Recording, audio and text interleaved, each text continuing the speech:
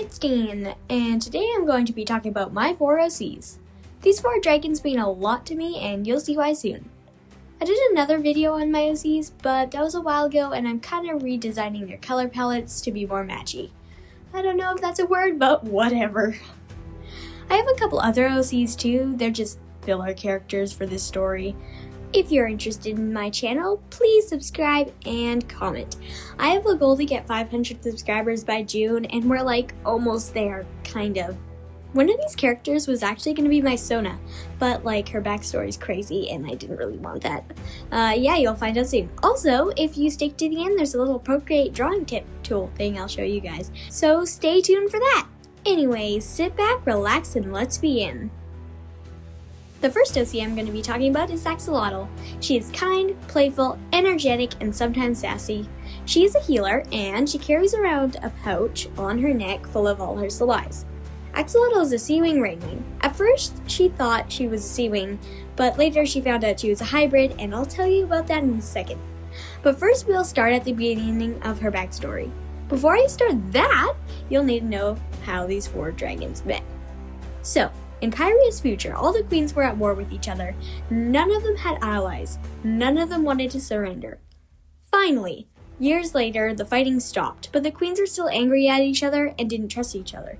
So they finally decided to take an egg from each tribe and raise the eggs together in a lush underground village, sort of like Possibility. They'd be raised together and they would trust each other and they would be like brothers and sisters. So yeah, that was the first part, and you probably know the rest. They got super close, and yeah, these 4 dragons are 5 years old. Axolotl was the last hatch of these 10 dragons that were raised in future. That is the name of the town. She can breathe underwater like a sealing, but she cannot camouflage like a rainwing. But she can change the colors of her glowing scales. Axolotl and Vengeance, another dragon I'll be talking about, probably have the closest connection with each other. These 10 dragons definitely are not like the dragon that's Destiny. They're not in Solitude, they're in a village like Possibility, and they're also not in a prophecy. They're just a council for the queens. So they won't fight ever again. Okay, yeah, sure, it's a bit like the DODs, but I was like 8 when I came up with this, so don't blame me, blame 8-year-old me. Now, about her being a hybrid. She figured this out when she was flying across the village. She found an object floating in the water. She picked it up. The object was a scroll. Interested, she unrolled the scroll and curiously said, "What is this?" And immediately the scroll answered back, "I am the scroll of knowledge. Whatever you ask me, I will tell you." Axolotl gasped in surprise after she heard this, but soon calmed down and asked it, let's see. Oh, yes. I can finally figure out who my family is. She cleared her throat and said, "Who is my family? I am Axolotl of the Sea Wings." The scroll twitched, and then twitched again, and started speaking. "Your parents are dead, but they were Sea Wing Royal and a Rainwing Gardener. Your family that is alive is Python of the Sea Wing and Rainwing tribes."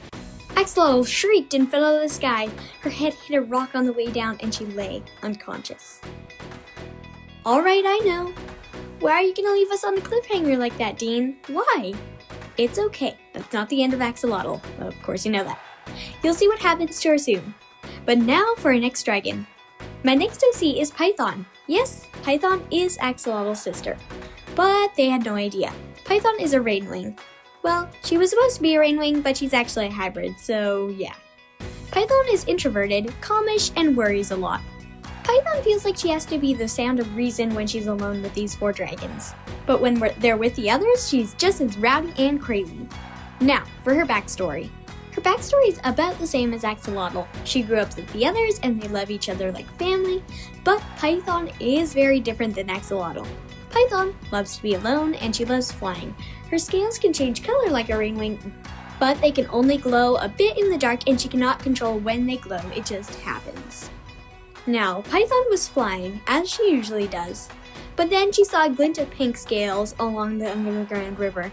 She yelped and dived down. When she got to the river's edge, she ran to Axolotl, who was unconsciously floating around. Python grabbed Axolotl and heaved her out of the water. She grabbed the scroll out of Axolotl's limp talons. She gasped. at what she read. Then she flew back carrying Axolotl with her. So yeah, that was Python. I like her design. It's cool, it's green, and it matches. Python's cool. Also, Python can spit venom, but it's not the normal dark green, it's blue, and it glows a bit. My next OC is Pastel. Pastel is a Silkwing. He is cocky and acts like the leader, but he can be fun, and he does tell a good joke once in a while. His silk is gray, and on the outside he looks pretty ordinary, but don't be fooled by appearances, he's like a hurricane on the inside. In this drawing, he is winking, because he's the type of dragon to wink. He's kind of like a Kibble and a Darkstalker and a Deathbringer and a Swordtail all in one. He has a pretty good sense of humor, and he can be charming, and usually everybody likes him. For this redesign, I didn't change his colors too much. I had already drawn him recently, and I'll show you his original drawings. He is, whoa. Pastel and Vengeance have a complicated relationship. They used to like each other, but then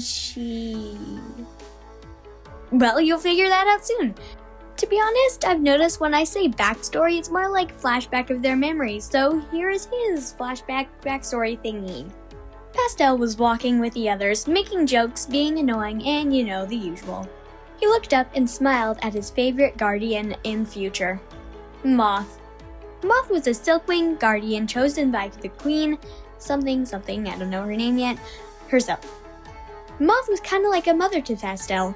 In fact, she was his mother, but no one knew that, and Pastel will never know. The Dragonettes were walking along a path. This was not in future, it was in the rainforest above. They always would visit the kingdoms quite frequently. Pastel looked at Vengeance. She looked troubled. He was just about to ask what was bothering her when something flew past his head. He jumped, startled, and looked towards Moth. Moth's neck was bleeding with a big, circular disc wedged in it. And now, for our last dragon, and my favorite dragon. I think she's my favorite? It's hard to tell, they're all amazing. This dragon is Vengeance. Yes, Vengeance is already a name in the book series. I forgot about that when I named her. Also, if you watched my other video, she went by Opal. But then, I remembered that was also another name. And so I renamed her Vengeance. And then I was like, oh wait, there's somebody named Vengeance already too. But who cares, Vengeance is a better name and I'm not changing it. Vengeance is confident, chatty, and usually quite positive. Sort of. Vengeance is an animus Nightwing that was born under an eclipse, so she can read minds, but cannot tell the future. I'm just saying that would happen if you were born under eclipse, but yeah, that's not canon and don't quote me on it.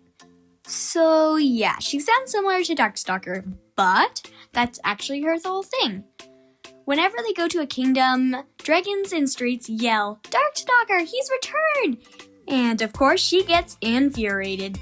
Also, a lot of people tell her that she'll go down the same path as him and turn evil, so that's kind of another reason why she actually did turn evil. Vengeance and Axolotl have quite a close connection. But now for a backstory flashback thing, yay! Vengeance flew through the sky in anger. Moth had just been killed, and Vengeance could have helped her. But she kept her powers a secret, as she always did. But it was for nothing, because the dragon they were traveling with was a Nightwing, and she was a mind reader. She figured out Vengeance was an animus, and now her close friends hated her. Her family hated her. After everyone figured out what she was, she enchanted a stick to make fog, and to make the Nightwing wander off from the others. Currently, she was trying to find that Nightwing. She scanned the ground, annoyed for a while, muttering to herself, trying to keep tears from coming. Then she spotted her, the Nightwing that would have replaced her. She dived down, hissing a couple of words to her.